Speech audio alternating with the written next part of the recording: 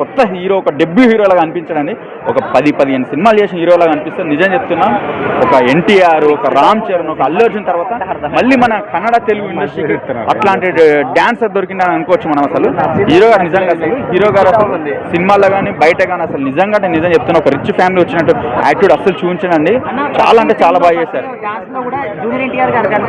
అవును, 100% ఈ సినిమా చూస్తేనే మనకు తెలుస్తుంది. జూనియర్ ఎన్టీఆర్ యాక్టింగ్ లానే ఉంది, ఆయన డాన్స్ లానే సేమ్ అలానే ఉంది. ఇప్పుడు 100% అలానే ఉంది. ఆ సాంగ్ నిజంగా అసలు ఆ సాంగ్ మట్టుకు, ఆ సాంగ్ కోసం అన్నా థియేటర్ రావాలన్న. ఆ సాంగ్ అసలు హైలైట్ అంటే హైలైట్. శ్రీలీల గారు బొడ్డు చూపించారు. అబ్బా, శ్రీలీల గారు మామూలు ఉండేదన్న, అసలు చూస్తేనే అర్థమవుతుంది మనకి.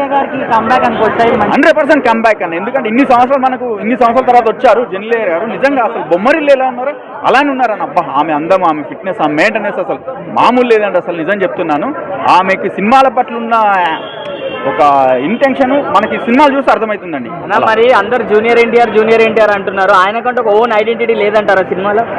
ఓన్ ఐడెంటిటీ అంటే మనం ఫస్ట్ సినిమా చెప్పలేమన్నా. ఎందుకంటే డెబ్యూ సినిమా మనము ఒకరితో పోల్చలేము. ఒక హీరో వచ్చేసి ఒక 4 సినిమాలు చేసిన తర్వాత మనం దాన్ని బట్టి మనం చెప్పగలుగుతామండి. ఫస్ట్ సినిమా కదా మనం చెప్పలేము. అంటే జూనియర్ ఎన్టీఆర్ గారు ఉన్నాక మళ్ళీ ఈయన ఎందుకు అనే క్వశ్చన్స్ రేజ్ అవుతాయి కదా. అందరు జూనియర్ ఎన్టీఆర్ అంటుండే. జూనియర్ ఎన్టీఆర్ అవ్వచ్చు, అలా కూడా చెప్పుకోవచ్చు మనము. అంతే కదండి. అట్లా ఆల్రెడీ ఇప్పుడు జూనియర్ ఎన్టీఆర్ వాళ్ళ ఫ్యామిలీ సైడ్ నుంచి కూడా ఇంకో జూనియర్ ఎన్టీఆర్ వస్తున్నారు. అవునవును. సో మళ్ళీ ఇంకో వేరే ఫ్యామిలీ నుంచి మళ్ళీ జూనియర్ ఎన్టీఆర్ అంటే కష్టం కదా. అంటే మనం డాన్స్ చెప్తామన్నా, డాన్స్ చూసి చెప్పగలుగుతాం. మనం డాన్స్ మామూలు లేదా, థియేటర్లో సినిమా చూస్తేనే అర్థమవుతుంది. మనం సినిమా చూసి చెప్పగలుగుతాం.